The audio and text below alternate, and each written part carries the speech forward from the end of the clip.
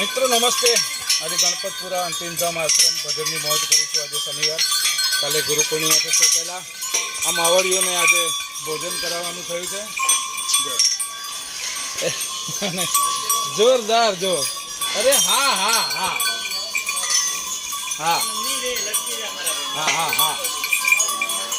નાની નાની વાસળીઓને પણ મજા કરાવવાની. ખવડાયું હવે.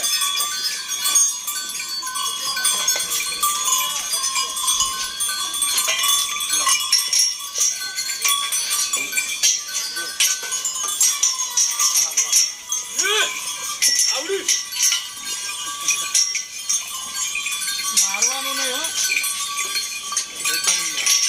બસ બસ બસ. લે લે માર. હવે જય હો.